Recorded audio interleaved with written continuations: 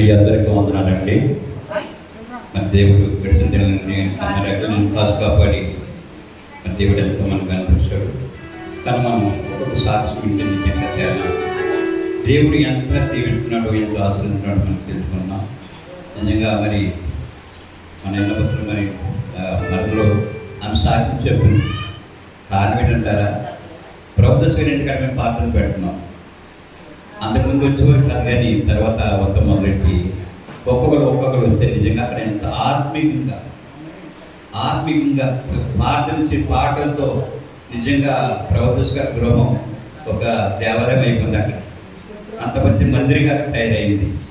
రెండోది మన జాస్మిన్ ఇంటికాడ అక్కడ ప్రార్థన పెడతాం కాబట్టి 2 ప్రార్థనలు, పాస్టర్ ఇంటికాడ 3 ప్రార్థన పెడతాం. ఎవరైనా సరే ఇంటింటిగా ప్రార్థన కోటించాలి. ఒక వారం ఏదో రోజుని ప్రార్థన పెట్టమంటే మన అందరం వచ్చి ప్రార్థన పెడతామండి. మర్చిపోకుండా చెప్పండి. దేవుడు మరి మా చెల్లెమ్మ సాక్షి చెప్తుంది నాకు, మన అందరికి కలిసి. నిజంగా మా కోడలు మరి నాన్నగారి అంత ప్రేమగా ప్రేమించడం తెలియదు, కానీ నన్నైతే మాత్రం ఒక తండ్రి కంటే ఎక్కువ ఆ బిడ్డ ఒకసారి సంటి బిడ్డ అలాగే అలాగే నేను చూసుకుంటాను. నాకు యాక్సిడెంట్ అయిన టైంలో నేను బాత్రూమ్కి వెళ్ళలేని స్థితిలో ఉన్నాను. చెయ్యి మెదపలేదు, కాలు మెదపలేదు. ఆ బిడ్డ చెయ్యి పట్టుకుని బాత్రూమ్కి వచ్చేదా మావయ్య నేను ఉన్నాను కదా అని. కానీ నాకు చెయ్యి సమ్మ లేదురా, నువ్వు బయట ఉండని చెప్తారు. బయట ఉండి ఎన్నోసార్లు ఏదైనా సరే వేసుకుని సరే చంటి పిల్లలకి ఏమంటారు అదే నాకు పెట్టుకుని పెడతారు, మామయ్య తిన్న మామయ్య అని. అలాగే చెల్లమ్మాక నేను ఎప్పుడు ఎత్తున ఇద్దరు చూపుతారు భోజనం పెడతారని. లేదంటే చెప్తానమ్మా మీరు బాక్సులు తీసుకొచ్చేయండి, నేను తింటానని చెప్పి వస్తాను. ఎందుకంటే మనిషి తినేటప్పుడు భోజనం పెడితే దానికి విశ్వాసం ఉన్నది. మంచాన్ని పట్టుకుని ఎంత పెట్టినా తినలేడు, లాభం లేదు. అది నేను నాకు అదృష్టం ఏంటంటే నా 2వ కోడలు నిజంగా ఒక తండ్రిగా చూసుకుంటుంది. చాలా గర్విస్తాను అలాంటి వాళ్ళు నాకు దొరకారండి.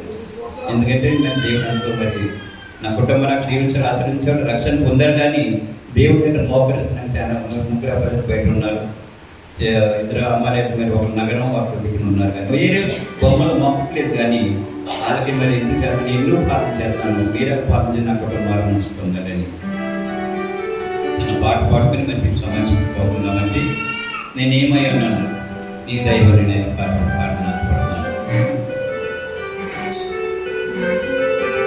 నేనేమై ఉన్నాదో ఈ దైవలేనయ్యా, నాకున్నవన్నీయు నీవిచ్చినదేనయ్యా.